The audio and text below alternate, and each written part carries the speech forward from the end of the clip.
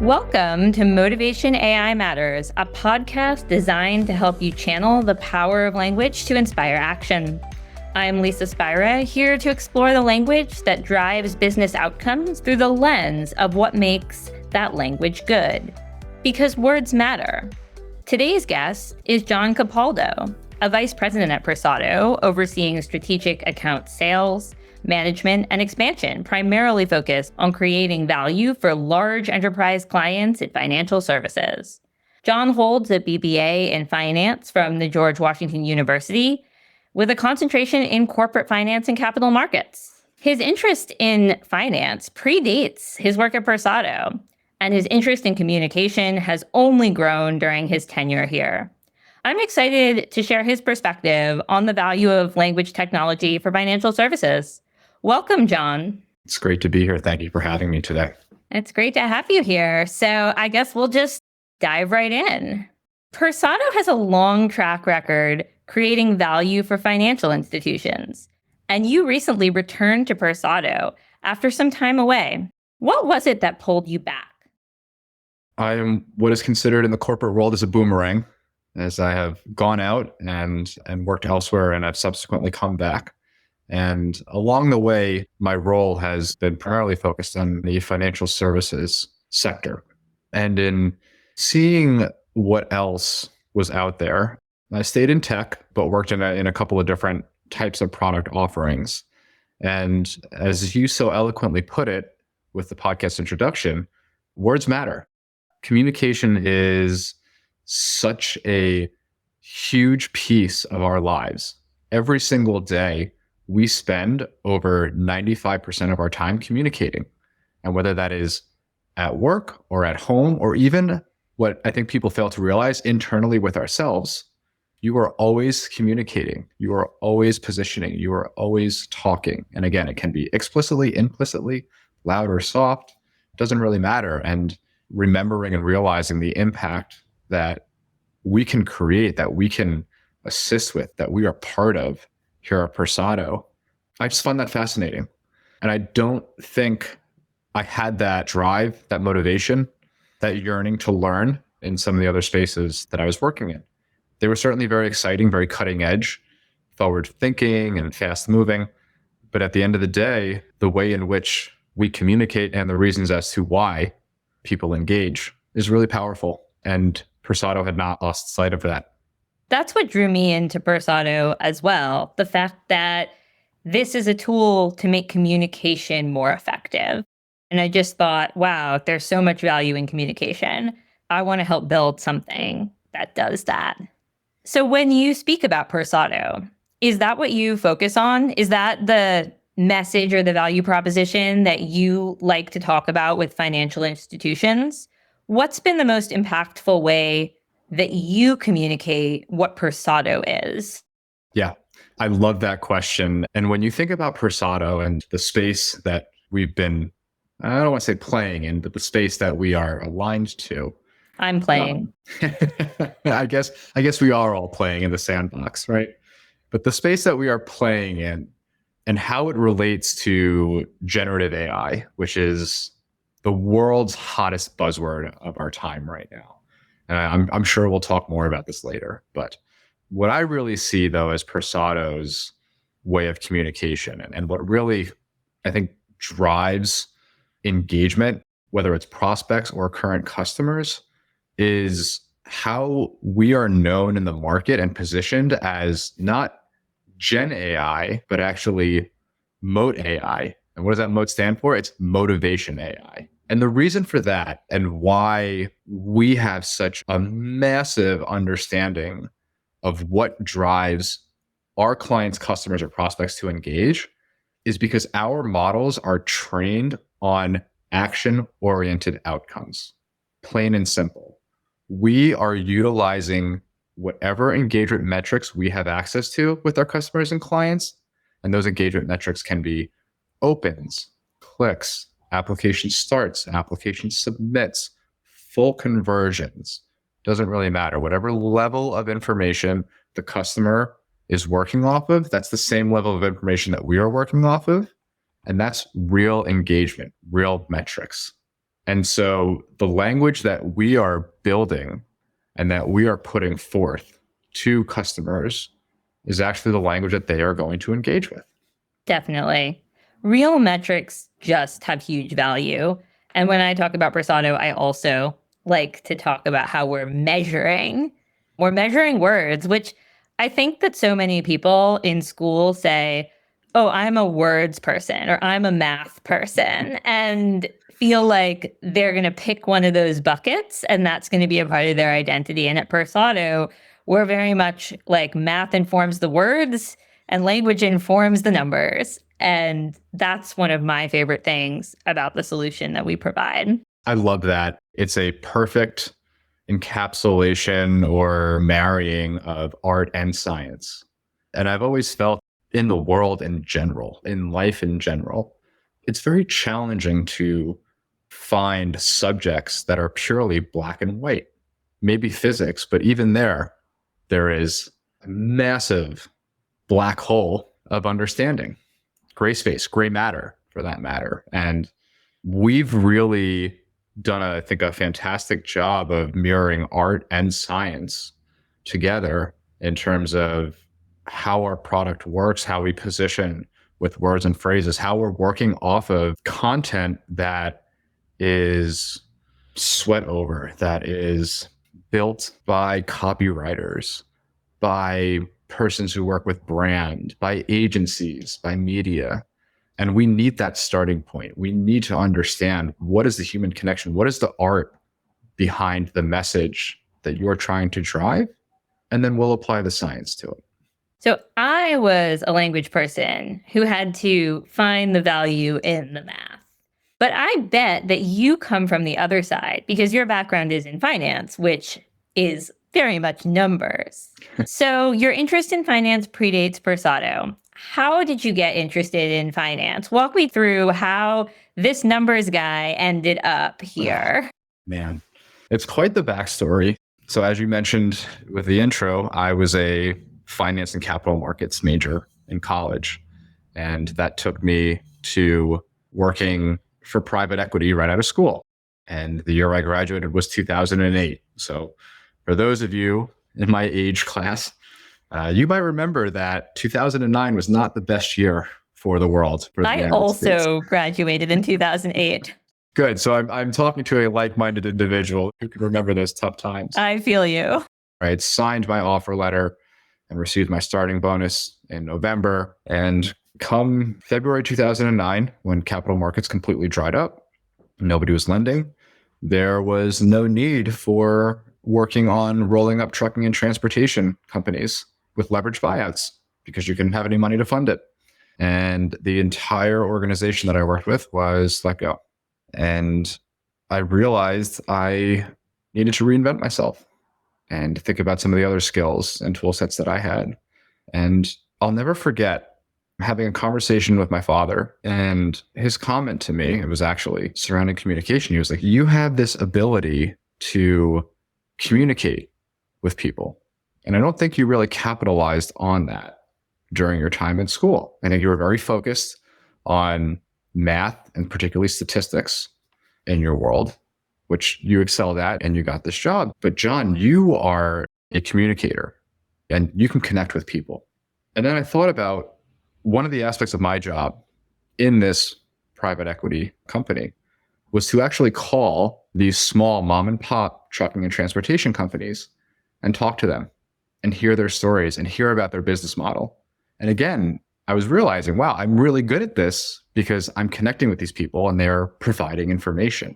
And I talk about this a lot because I think it relates a lot to what Persado is trying to do. Persado as a company tries to communicate and connect with the customers. And that kind of ties back to why I came back here. But it was at that time, my father asked me, what about consulting? I think it's a great place to talk about art and science, the art of communication and interacting and engaging with clients, and the science of applying models and valuations and understanding what can we do to help this particular company or this client out. So I applied for the entry-level analyst class at Accenture Federal Services, worked my way up into Accenture Strategy and was doing financial consulting.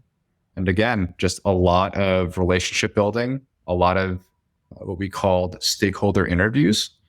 And out of the blue, one year, a headhunter reached out to me on LinkedIn and said, hey, there is this fast growing startup that is looking for a consultative approach to its post sales organization. And that's how I found myself at Persado the first time around. And what a great place, because I came in when we were really just getting our feet under us. We were a much smaller company. When I first joined as a director of customer success, and I ran my first campaign with a co-brand company who is now our largest financial institution client. And this was a pilot campaign that we ran with them. And I got to be involved in everything, in planning and resource allocation and the mathematics of it, and work together with data science and with the customers and the clients, understanding what their goals were and what metrics were available. And we really got to build this from the ground floor up. And I thought it was so cool. And again, taking something that I really had grown to love through my strategy career of communicating and interacting and engaging with clients and applying that to the product that I was now going to be working on, I thought was super duper cool. So at the time that you got here, as you said, the product was newer. We didn't have all of the generative AI technology we have today, but a lot of the problems were the same. What challenges did that financial institution customer that you were piloting with, what challenges did they face when trying to create language for all their marketing needs, which I'm sure you've seen in other companies too, but what are these challenges for financial institutions? Yeah, it's a great question, Lisa, because to this day, those challenges have not changed. The largest one being, how do we scale, right? I think back to the singular campaign that we ran with this bank. As I mentioned, it was a co-brand credit card. It was a display campaign. So paid display is an area where you purchase ad space on affiliate websites and it puts your ad there, and you want people to click and to drive to your landing page and ultimately through the application process to get the credit card to apply for and to become a new cardholder. And this was a true 16 variant experiment. For those of you unfamiliar, Persado's models for our specific customers are driven off of experimentation. The more we learn and understand about who you're engaging with, the smarter our models become, the better we can predict what language might work and might not. And this is the starting place with a lot of clients, or it was back then. And we saw the results, and I want to say it was 98% conversion lift off of a single test with statistical significance, which was absolutely unheard of. People were falling out of their chairs, screaming at the rooftops. Like, I'm being a bit facetious, but the excitement was really there. And these results really are what supercharged us in terms of growing into an enterprise-wide agreement. But during that time, the question kept coming up. We don't have the resources to implement putting 16 different variations in place in every single piece of marketing content that goes to the world, because we have millions of placements per year that we're working on.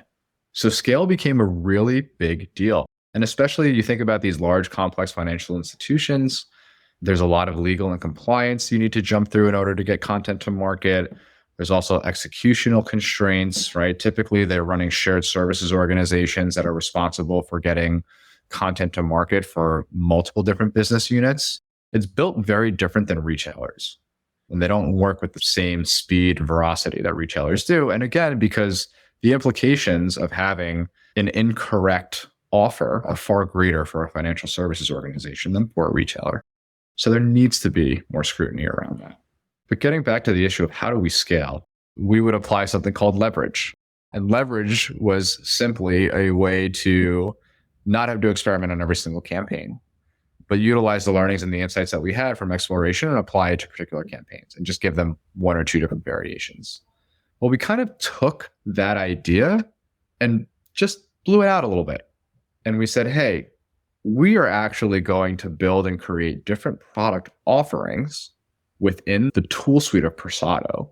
And when we scope campaigns or projects to work on, we are actually going to be prescriptive about what type of Persado should be provided. And so we created this engine where we had full explorations and we had 4 variant tests, we would typically call them. And we would do A B, and then we would do predictive swaps where we wouldn't actually test and we would just give supercharged content, right? We would look at the control and provide one piece of content.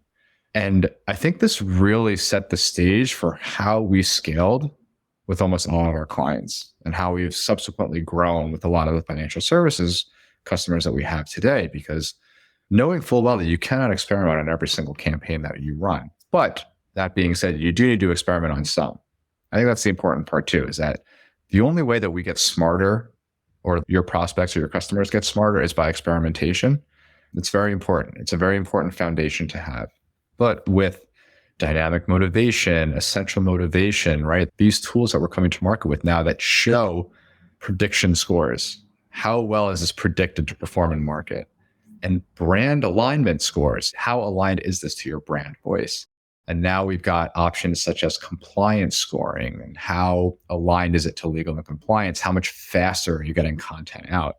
Really started from this idea of how do we scale? What can we do with Persado to really change the game and make sure that we can really use it everywhere?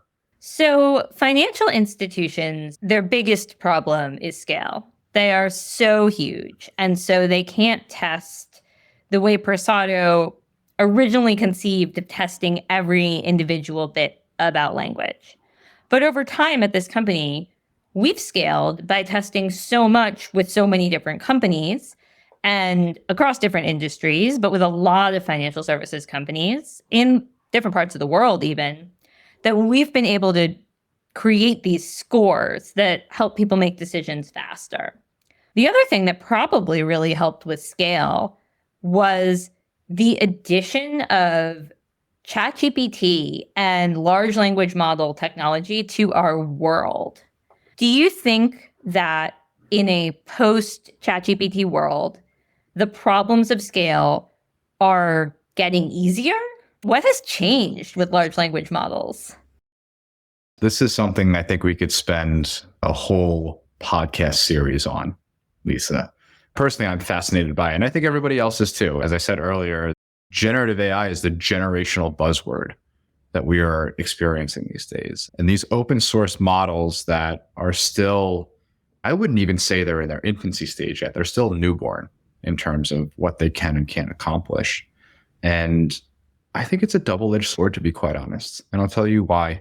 One of the reasons that we've had success in working together with some of these more highly complex, highly matrixed, largely regulated industries is because Persado's 70 billion parameter large language model, it's actually closed source, which is crazy to think about, that we have that many parameters in a closed source model. And it's because we've been doing these type of explorations for 13 years as a company. And I think going back to when we were incubated an additional 5 or 6. So we've built up this massive library of language, primarily focused on, again, motivation AI, not generative AI, but what type of language, words, and phrases actually engages with customers.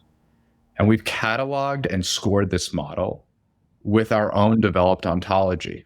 We talk about emotional language. We talk about formatting, descriptive elements, functional, brand narrative, right? All these things that are important in the Persado world.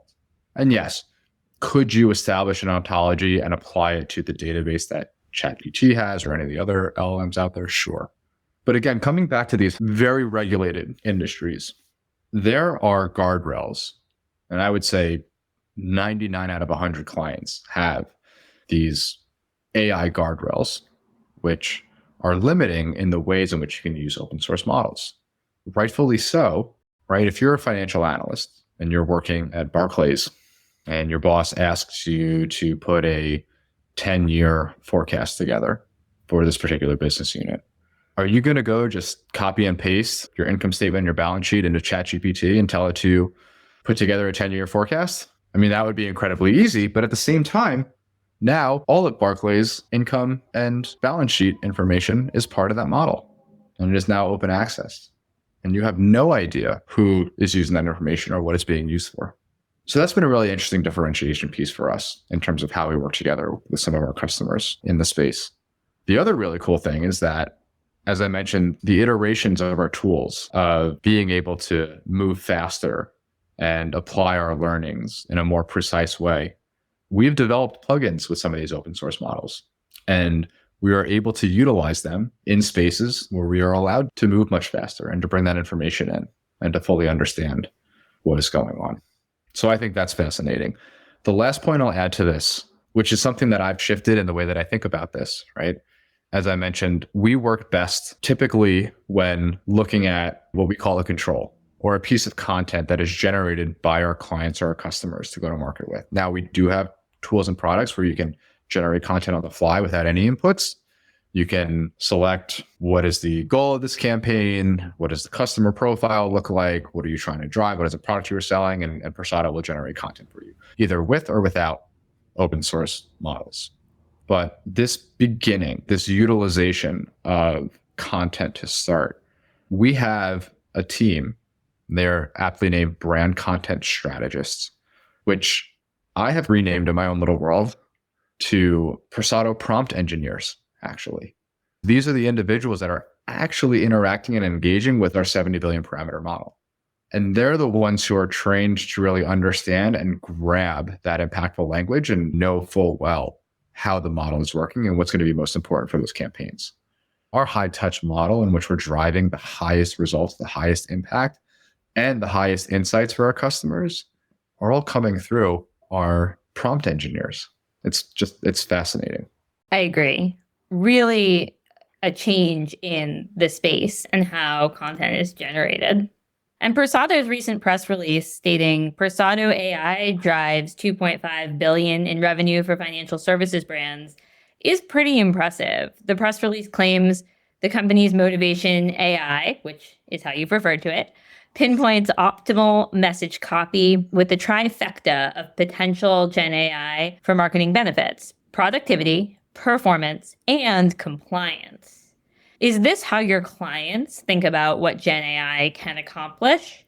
Or how would you speak to Gen AI's fit for financial enterprise marketing? It's a great point, and really glad you brought up the press release. We had quite the event in front of NASDAQ where our co-founder, Asaf, took a wonderful picture with his hands raised in the air. He's raising his hands in celebration and just all the value that we have created. $2.5 billion. That is massive. That is just an astronomical amount through the product, right? Through what we've come to market with, what we've put together. And it's all marketing. These are real dollars, real impact that we are driving for some of the use cases that I talked about, like that display campaign, driving to sign up for co-brand credit cards, or a paperless campaign that goes across the entire breadth of a bank's credit card portfolio. And that if you can drive a singular person to stop receiving a paper statement and move to an online statement, well, you're going to save $5 a year on that person.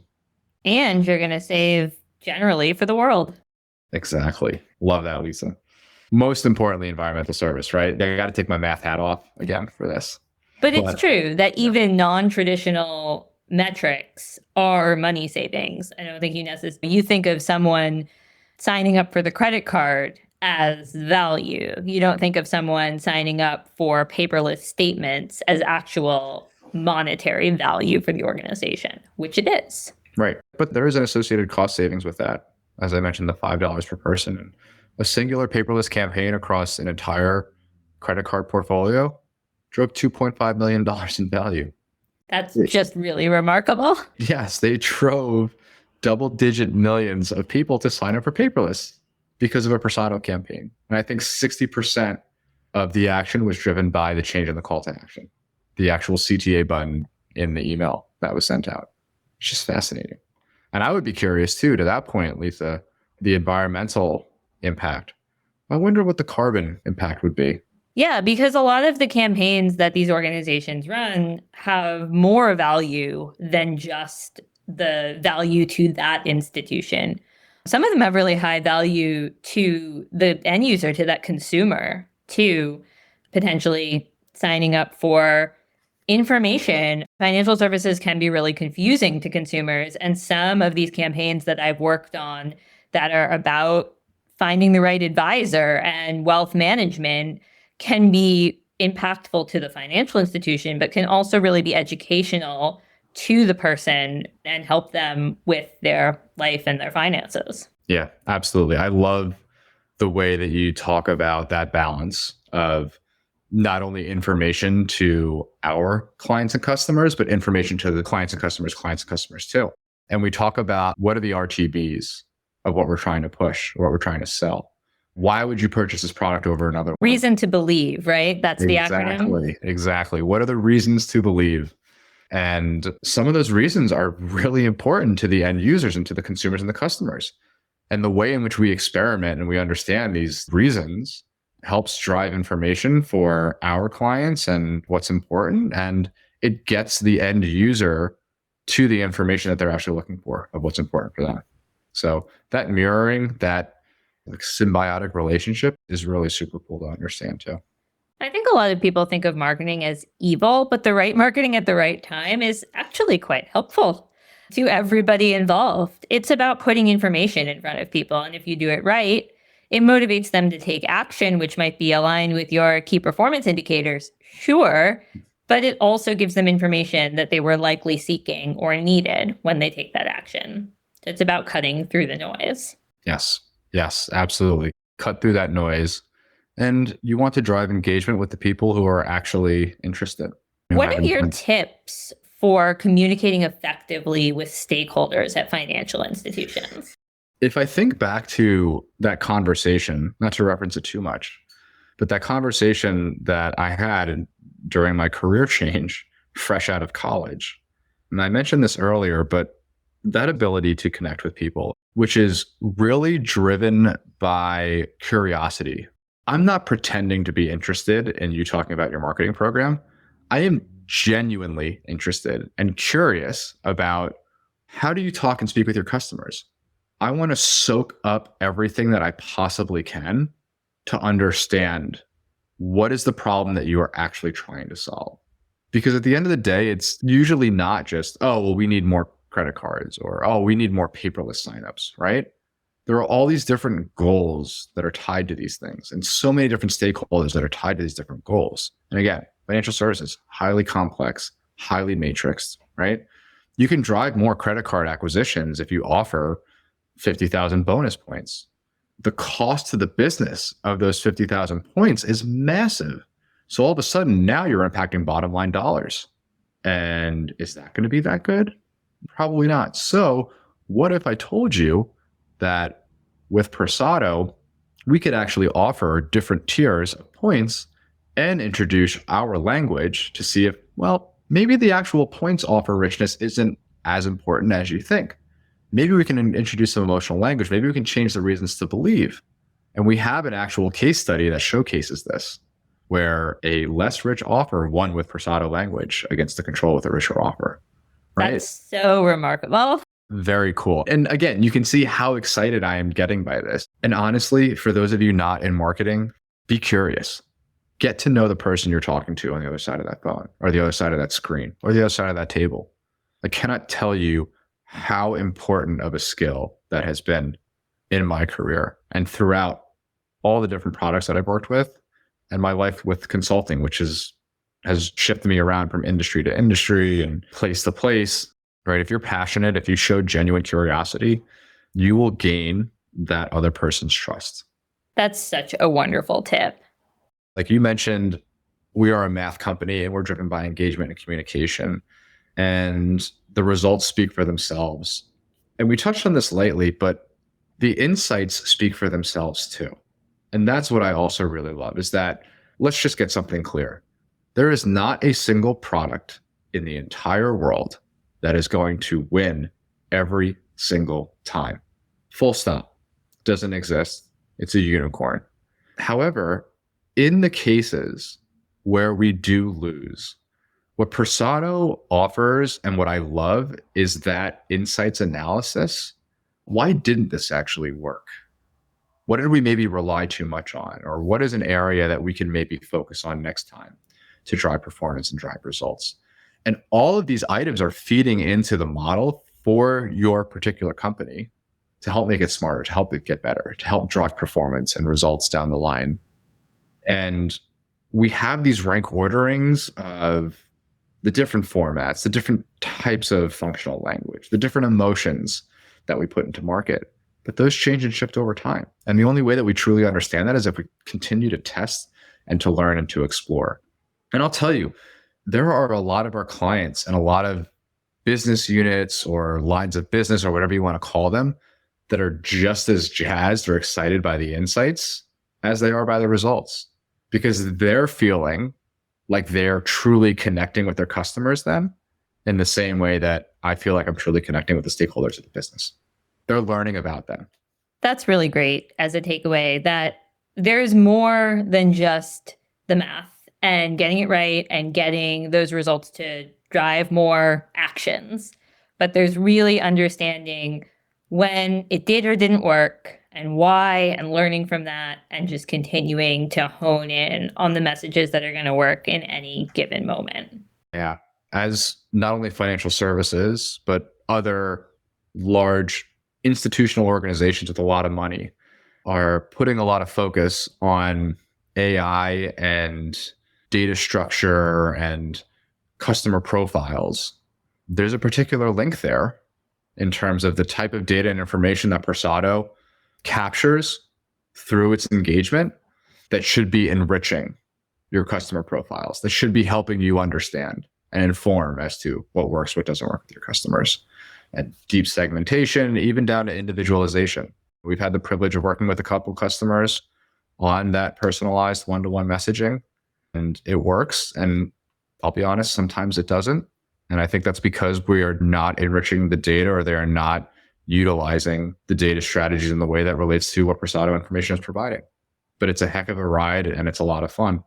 That's great. Yeah, there's a lot there that we can do in terms of data as well. Thank you so much for joining us on this podcast episode and sharing your background and your experience working with financial institutions, and really helping us understand how language can matter so much to a math person. Because I think that's really the value of Persado, is bridging that gap and helping people see that marketing language is science and art and really valuable. And so tools like Persado that provide a leg up in that way are really cool to work on and really interesting and really valuable to our financial services customers. Thank you for having me, Lisa. I really feel I started as a science guy. I found art in terms of the art of communication. And now sometimes I forget that I came out of school as a math person. But it's really great to see the co-joining of the two and be at a company like Persado. Thanks for joining us. We'll catch you next time here on Motivation AI Matters. Until then, make sure you're subscribed and learn more about how to find the right language to motivate your customers, and how generative AI makes this possible by checking out the resource library at persado.com.